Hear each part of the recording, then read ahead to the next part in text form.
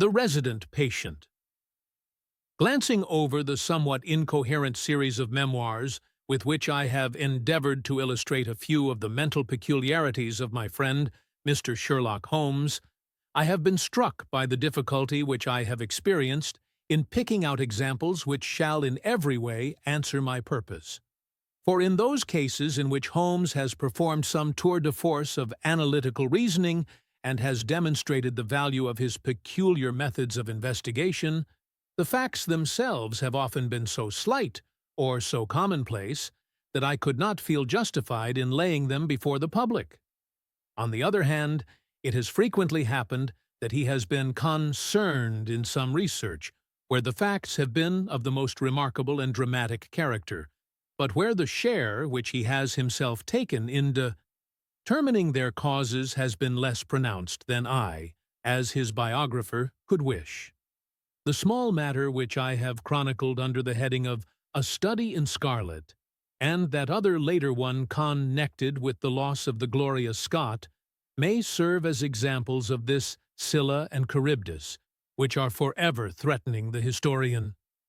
It may be that in the business of which I am now about to write, the part which my friend played is not sufficiently accentuated, and yet the whole train of circumstances is so remarkable that I cannot bring myself to omit it entirely from this series.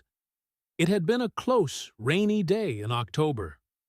Our blinds were half drawn, and Holmes lay curled upon the sofa, reading and rereading a letter which he had received by the morning post. For myself, my term of service in India had trained me to stand heat better than cold, and a thermometer of 90 was no hardship. But the paper was uninteresting. Parliament had risen. Everybody was out of town, and I yearned for the glades of the New Forest or the shingle of South Sea. A depleted bank account had caused me to postpone my holiday, and as to my companion, neither the country nor the sea presented the slightest attraction to him.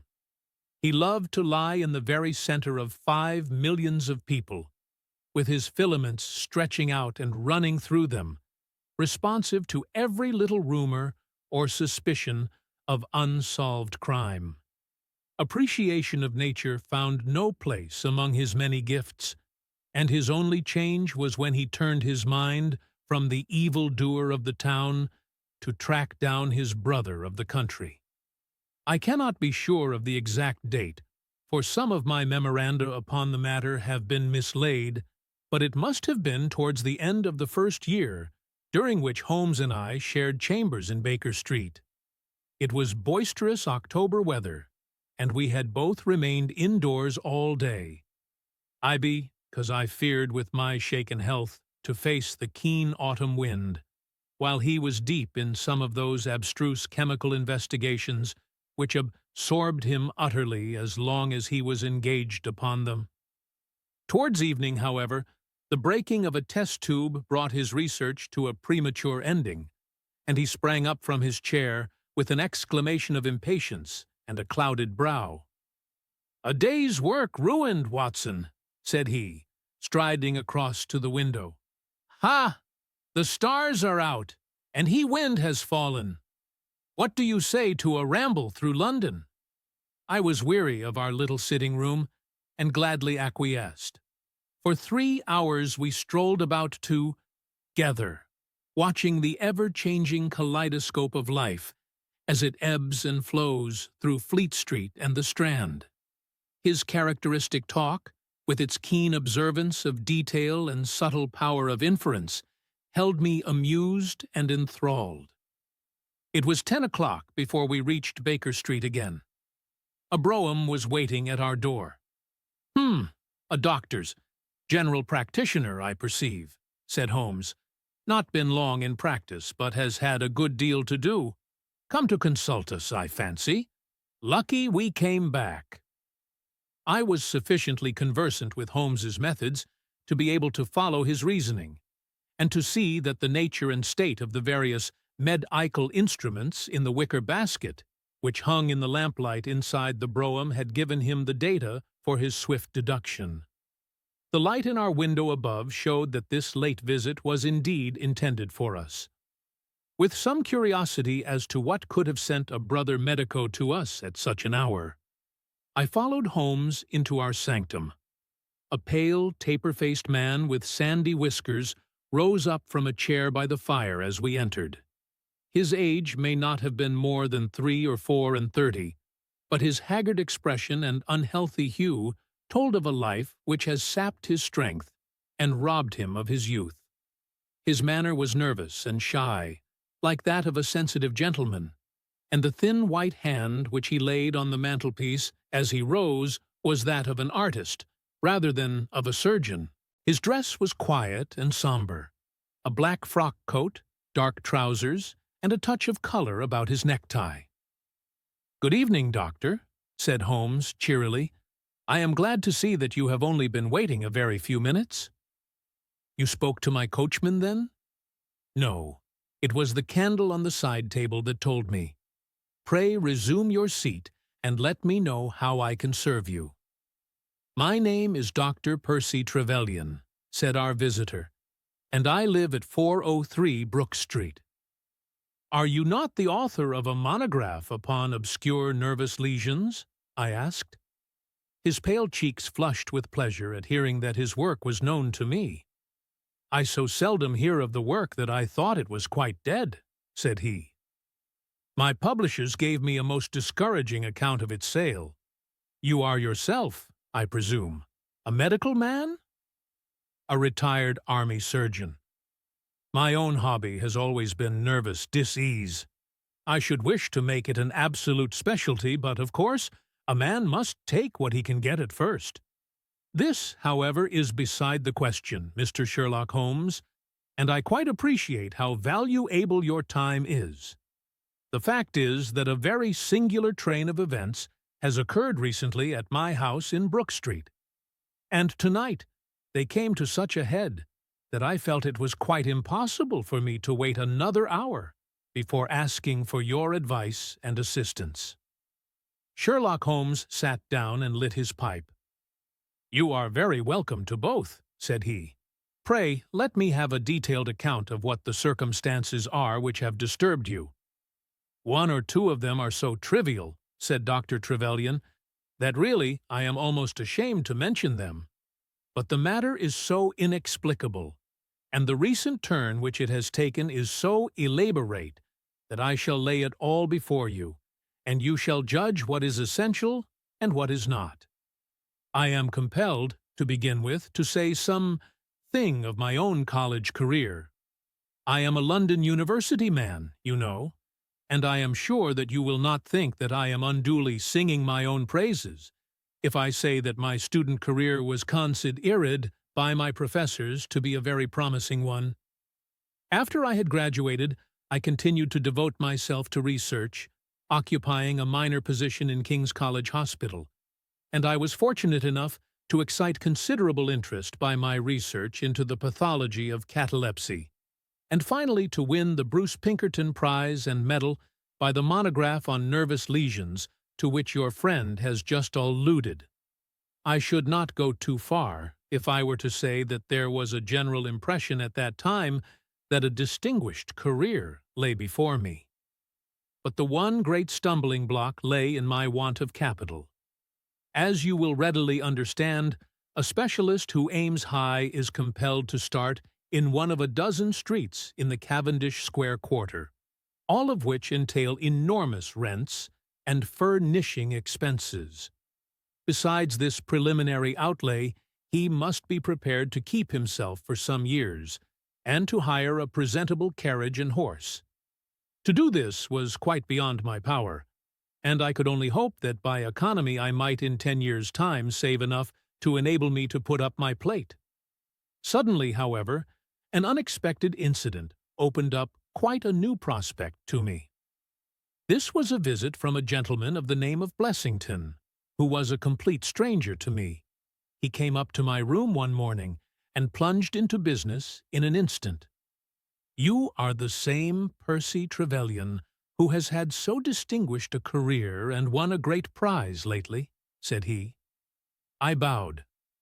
"Answer me frankly," he continued, "for you will find it to your interest to do so. You have all the cleverness which makes a successful man. Have you the tact?" I could not help smiling at the abruptness of the question. "I trust that I have my share," I said. "Any bad habits? Not drawn towards drink, eh?" "Really, sir," I cried. "Quite right. That's all right. But I was bound to ask, with all these qualities, why are you not in practice?" I shrugged my shoulders. "Come, come," said he in his bustling way. "It's the old story. More in your brains than in your pocket, eh? What would you say if I were to start you in Brook Street?" I stared at him in astonishment. "Oh, it's for my sake, not for yours," he cried. "I'll be perfectly frank with you, and if it suits you, it will suit me very well. I have a few thousands to invest, you see, and I think I'll sink them in you." "But why?" I gasped. "Well, it's just like any other speculation, and safer than most." "What am I to do then?" "I'll tell you.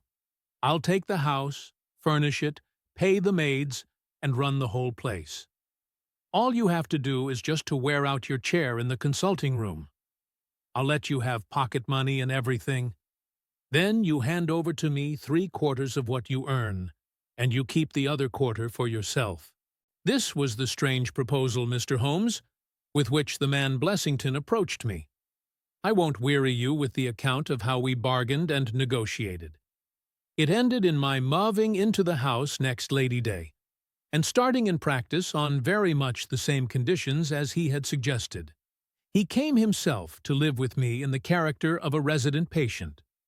His heart was weak, it appears, and he needed constant medical supervision. He turned the 2 best rooms of the first floor into a sitting room and bedroom for him. Self. He was a man of singular habits, shunning company and very seldom going out. His life was irregular, but in one respect he was regularity itself. Every evening, at the same hour, he walked into the consulting room, examined the books, put down 5 and 3 pence for every guinea that I had earned, and carried the rest off to the strong-box in his own room. I may say with confidence that he never had occasion to regret his speculation. From the first, it was a success. A few good cases, and the reputation which I had won in the hospital brought me rapidly to the front, and during the last few years I have made him a rich man. So much, Mr. Holmes, for my past history and my relations with Mr. Blessington. It only remains for me now to tell you what has occurred to bring me here tonight. Some weeks ago, Mr. Blessington came down to me in, as it seemed to me, a state of considerable agitation. He spoke of some burglary which, he said, had been committed in the West End, and he appeared, I remember, to be quite unnecessarily excited about it, declaring that a day should not pass before we should add stronger bolts to our windows and doors. For a week he continued to be in a peculiar state of restlessness, peering continually out of the windows, and ceasing to take the short walk which had usually been the prelude to his dinner. From his manner it struck me that he was in mortal dread of something or somebody, but when I questioned him upon the point, he became so offensive that I was compelled to drop the subject.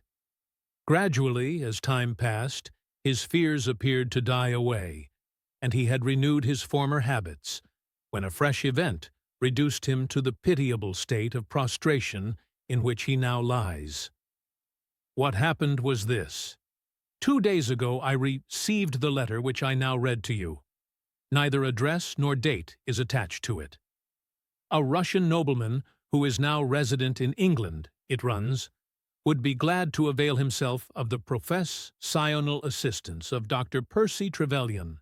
He has been for some years a victim to cataleptic attacks, on which, as is well known, Dr. Trevelyan is an authority.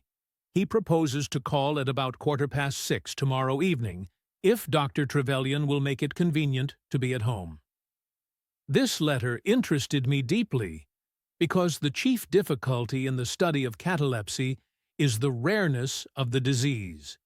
You may believe, then, that I was in my consulting room when, at the appointed hour, the page showed in the patient.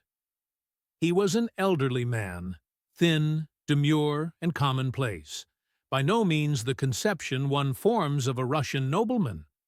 I was much more struck by the appearance of his companion. This was a tall young man, surprisingly handsome, with a dark, fierce face and the limbs and chest of a Hercules. He had his hand under the other's arm as they entered, and helped him to a chair with a tenderness which one would hardly have expected from his appearance. "You will excuse my coming in, doctor," said he to me, speaking English with a slight lisp. "This is my father, and his health is a matter of the most overwhelming importance to me." I was touched by this filial anxiety. "You would, perhaps, care to remain during the consultation?" said I. "Not for the world," he cried with a gesture of horror. "It is more painful to me than I can express. If I were to see my father in one of these dreadful seizures, I am convinced that I should never survive it. My own nervous system is an exceptionally sensitive one. With your permission, I will remain in the waiting room while you go into my father's case." To this, of course, I assented, and the young man withdrew.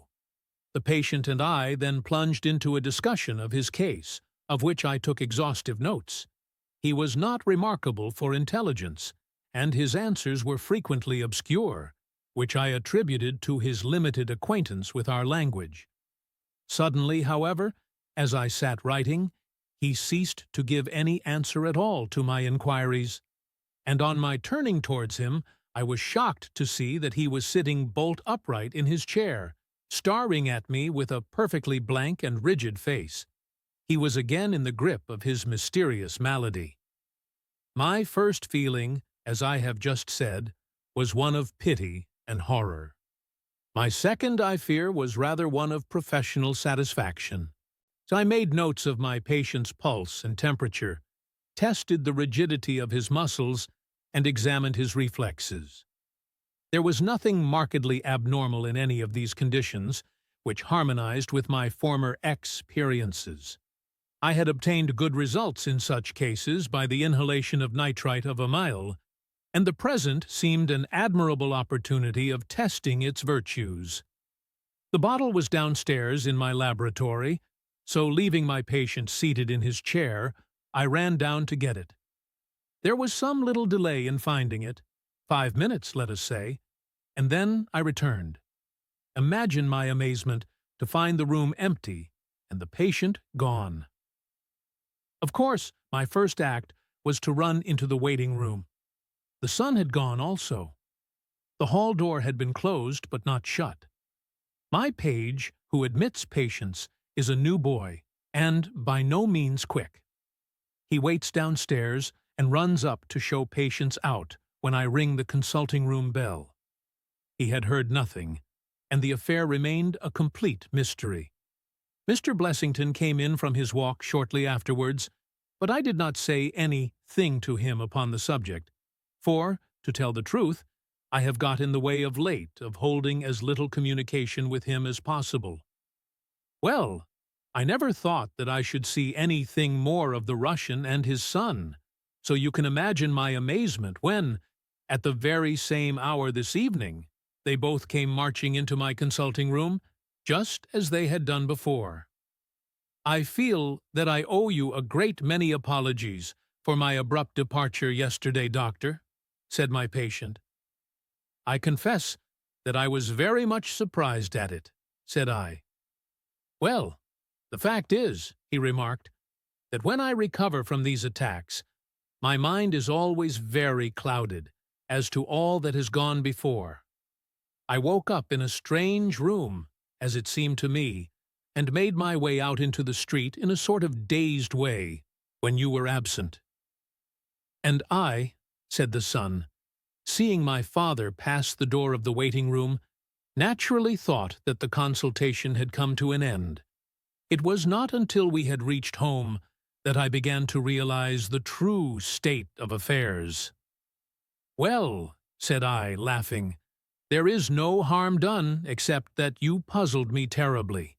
So if you, sir, would kindly step into the waiting room, I shall be happy to continue our consultation, which was brought to so abrupt an ending."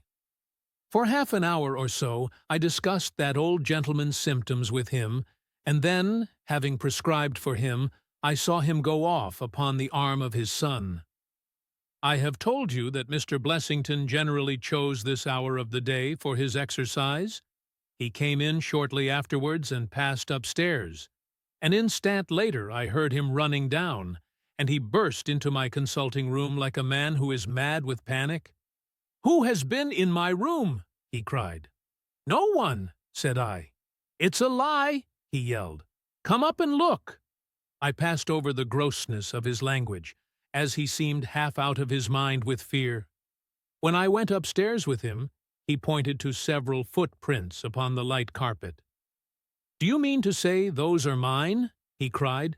They were certainly very much larger than any which he could have made, and were evidently quite fresh.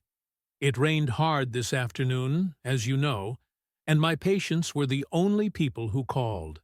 It must have been the case, then, that the man in the waiting room had, for some unknown reason, while I was busy with the other, ascended to the room of my resident patient.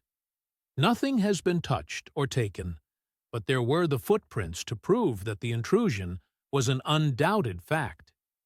Mr. Blessington seemed more excited over the matter than I should have thought possible, though of course it was enough to disturb anybody's peace of mind.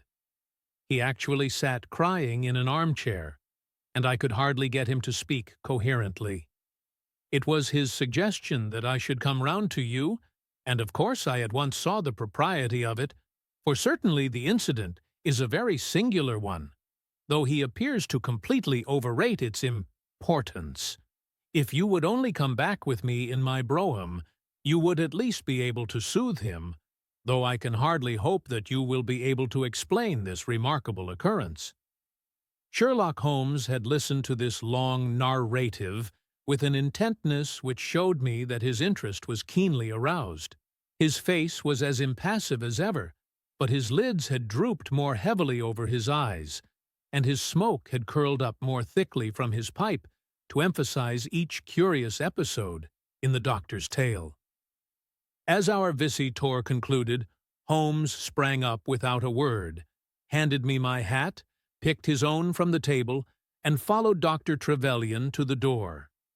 Within a quarter of an hour, we had been dropped at the door of the physician's residence in Brook Street, one of those somber, flat-faced houses which one associates with a West End practice. A small page admitted us, and we began at once to ascend the broad, well-carpeted stair. But a singular interruption brought us to a standstill. The light at the top was suddenly whisked out, and from the darkness came a reedy, quivering voice. "I have a pistol," it cried. "I give you my word that I'll fire if you come any nearer." "This really grows outrageous, Mr. Blessington," cried Dr. Trevelyan. "Oh, then it is you, Doctor," said the voice, with a great heave of relief. "But those other gentlemen, are they what they pretend to be?" We were conscious of a long scrutiny out of the darkness. Yes, it's all right," said the voice at last. "You can come up, and I am sorry if my precautions have annoyed you." He relit the stair gas as he spoke, and we saw before us a singular-looking man, whose appearance, as well as his voice, testified to his jangled nerves. He was very fat, but had apparently at some time been much fatter, so that the skin hung about his face in loose pouches, like the cheeks of a bloodhound. He was of a sickly color, and his thin, sandy hair seemed to bristle up with the intensity of his emotion. In his hand he held a pistol, but he thrust it into his pocket as we advanced. "Good evening, Mr. Holmes," said he. "I am sure I am very much obliged to you for coming round. No one ever needed your advice more than I do. I suppose that Dr. Trevelyan has told you of this most unwarrantable intrusion into my rooms." "Quite so," said Holmes. "Who are these two men, Mr. Blessington, and why do they wish to molest you?" "Well, well," said the resident patient in a nerveux fashion, "of course it is hard to say that. You can hardly expect me to answer that, Mr. Holmes. Do you mean that you don't know? Come in here, if you please. Just have the kindness to step in here." He led the way into his bedroom, which was large and comfortably furnished. "You see that?" said he, pointing to a big black box at the end of his bed. "I have never been a very rich man, Mr. Holmes, never made but one investment in my life, as Dr. Trevelyan would tell you. But I don't believe in bankers. I would never trust a banker, Mr. Holmes. Between ourselves, what little I have is in that box, so you can understand what it means to me when unknown people force themselves into my rooms." Holmes looked at Blessington in his questioning way, and shook his head.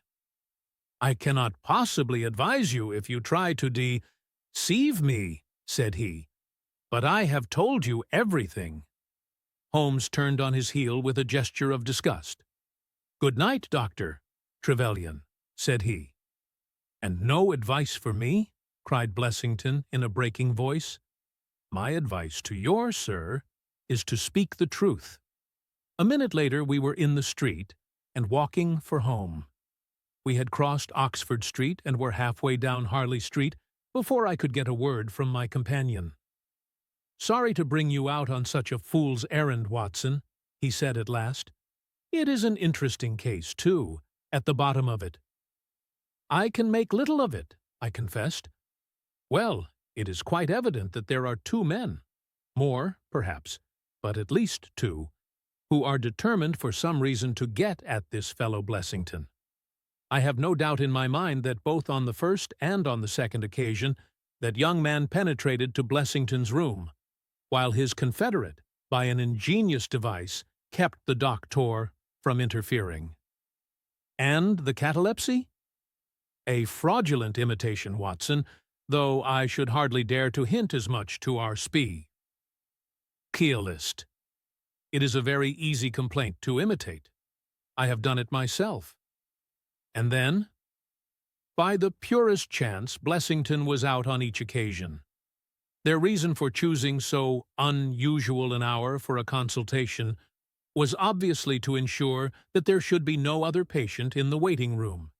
It just happened, however, that this hour coincided with Blessington's constitutional, which seems to show that they were not very well acquainted with his daily routine. Of course, if they had been merely after plunder, they would at least have made some attempt to search for it. Besides, I can read in a man's eye when it is his own skin that he is frightened for. It is inconceivable that this fellow could have made two such vindictive enemies as these appear to be without knowing of it. I hold it, therefore, to be certain that he does know who these men are, and that for reasons of his own he suppresses it. It is just possible that tomorrow may find him in a more communicative mood." "Is there not one alternative?" I suggested, grotesquely improbably, no doubt, but still just conceivable. Might the whole story of the cataleptic Russian and his son be a concoction of Dr. Trevelyan's, who has, for his own purposes, been in Blessington's rooms? I saw in the gaslight that Holmes wore an amused smile at this brilliant departure of mine. "My dear fellow," said he, "it was one of the first solutions which occurred to me, but I was soon able to corroborate the doctor's tale. This young man has left prints upon the stair carpet, which made it quite superfluous for me to ask to see those which he had made in the room.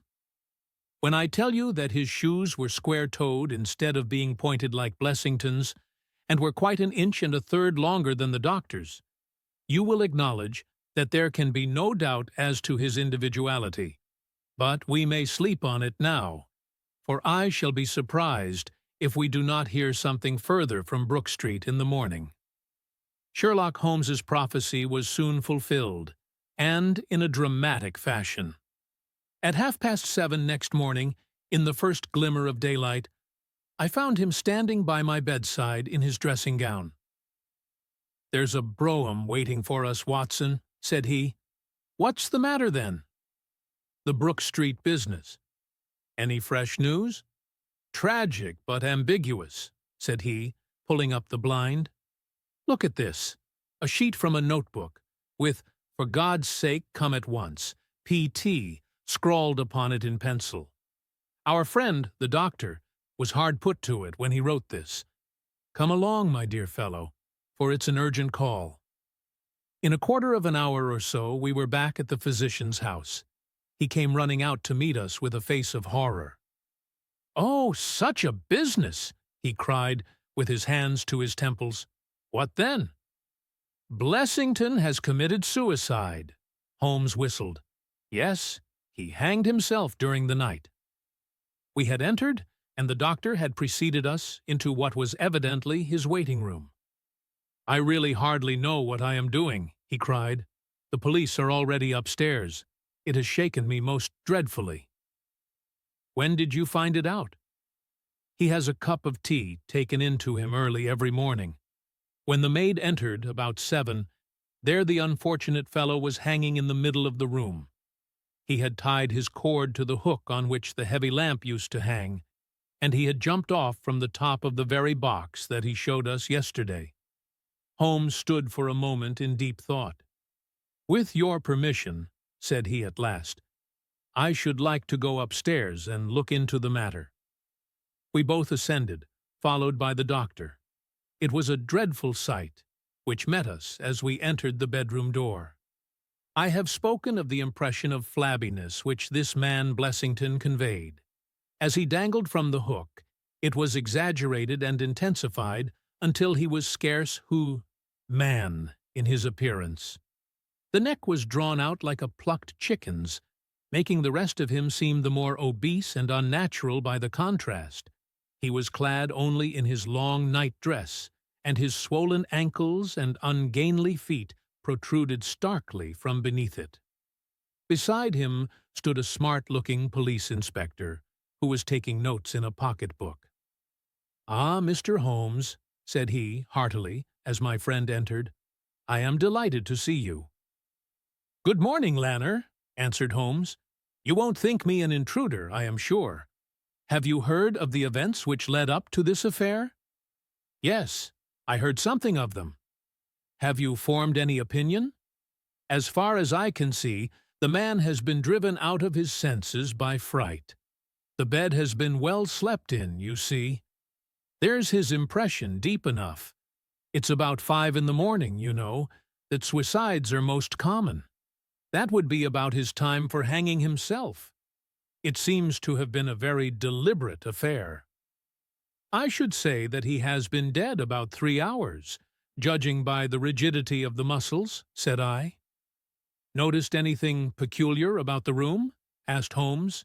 "Found a screwdriver and some screws on the wash-hand stand.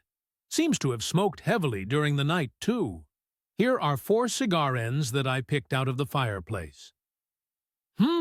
Said Holmes. "Have you got his cigar holder?" "No, I have seen none." "His cigar case, then?" "Yes, it was in his coat pocket." Holmes opened it and smelled the single cigar which it contained. "Oh, this is an Havana, and these others are cigars of the peculiar sort which are imported by the Dutch from their East Indian colonies. They are usually wrapped in straw, you know, and are thinner for their length than any other brand." He picked up the 4 ends and examined them with his pocket lens. "2 of these have been smoked from a holder and 2 without," said he. "2 have been cut by a not very sharp knife, and 2 have had the ends bitten off by a set of excellent teeth. This is no suicide, Mr. Lanner. It is a very deeply planned and cold-blooded murder." "Impossible!" cried the inspector. "And why?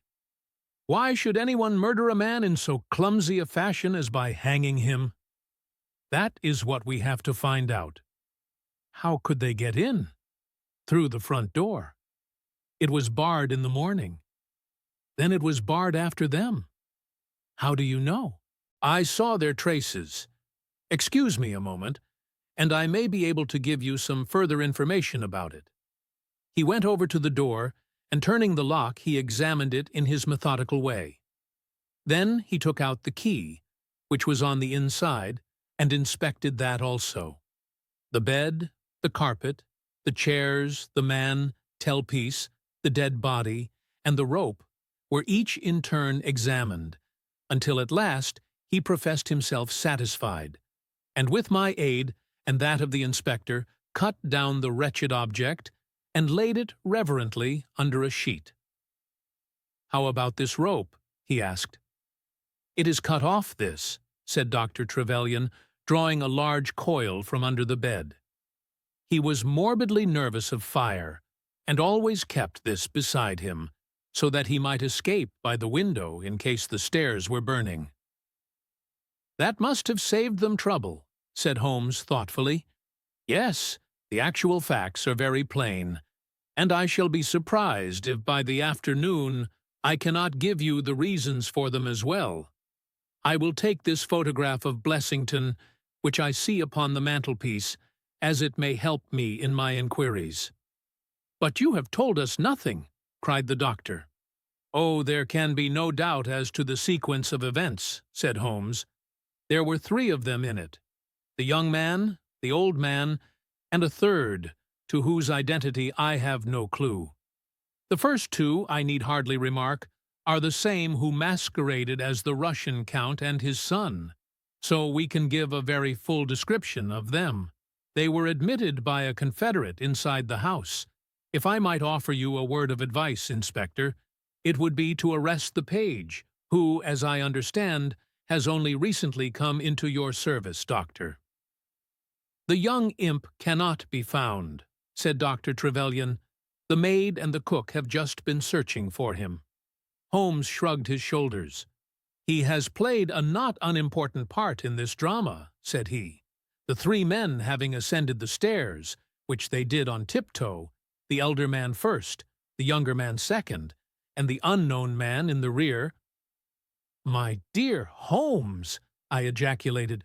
"Oh, there could be no question as to the superimposing of the footmarks. I had the advantage of learning which was which last night. They ascended then to Mr. Blessington's room, the door of which they found to be locked. With the help of a wire, however, they forced round the key, even without the lens, you will perceive, by the scratches on this ward, where the pressure was applied. On entering the room, their first proceeding must have been to gag Mr. Blessington. He may have been asleep, or he may have been so paralyzed with terror as to have been unable to cry out. These walls are thick, and it is conceivable that his shriek, if he had time to utter one, was unheard. Having secured him, it is evident to me that a consultation of some sort was held. Probably it was something in the nature of a judicial proceeding. It must have lasted for some time, for it was then that these cigars were smoked. The older man sat in that wicker chair. It was he who used the cigar holder. The younger man sat over yonder. He knocked his ash off against the chest of drawers. The third fellow paced up and down. Blessington, I think, sat upright in the bed, but of that I cannot be absolutely certain. Well, it ended by their taking Blessington and hanging him. The matter was so prearranged that it is my belief that they brought with them some sort of block or pulley which might serve as a gallows. That screwdriver and those screws were, as I conceive, for fixing it up. Seeing the hook, however, they naturally saved themselves the trouble. Having finished their work, they made off, and the door was barred behind them by their confederate. We had all listened with the deepest interest to this sketch of the night's doings, which Holmes had deduced from signs so subtle and minute that, even when he had pointed them out to us, we could scarcely follow him in his reasoning. The inspector hurried away on the instant to make inquiries about the page, while Holmes and I returned to Baker Street for breakfast. "I'll be back by 3, said he, when we had finished our meal. Both the inspector and the doctor will meet me here at that hour, and I hope by that time to have cleared up any little obscurity which the case may still present. Our visitors arrived at the appointed time, but it was 3:15 before my friend put in an appearance. From his expression as he entered, however, I could see that all had gone well with him. "Any news, Inspector?" "We have got the boy, sir." "Excellent. And I have got the men." "You have got them," we cried, all three. "Well, at least I have got their identity.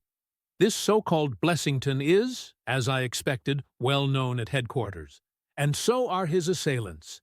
Their names are Biddle, Hayward, and Moffat." "The Worthington Bank gang," cried the inspector. "Precisely," said Holmes. "Then Blessington must have been Sutton." "Exactly," said Holmes. "Why, that makes it as clear as crystal," said the inspector. But Trevelyan and I looked at each other in bewilderment. "You must surely remember the great Worthington Bank business," said Holmes. "5 men were in it, these 4 and a 5th called Cartwright. Tubin, the caretaker, was murdered, and the thieves got away with £7,000. This was in 1875. They were all 5 arrested, but the evidence against them was by no means conclusive. This Blessington or Sutton, who was the worst of the gang, turned informer. On his evidence, Cartwright was hanged, and the other 3 got 15 years apiece. When they got out the other day, which was some years before their full term, they set themselves, as you perceive, to hunt down the traitor and to avenge the death of their comrade upon him. Twice they tried to get at him and failed. A 3rd time, you see, it came off. Is there anything further which I can explain, Doctor? Trevelyan?" "I think you have made it all remarkable clear," said the doctor.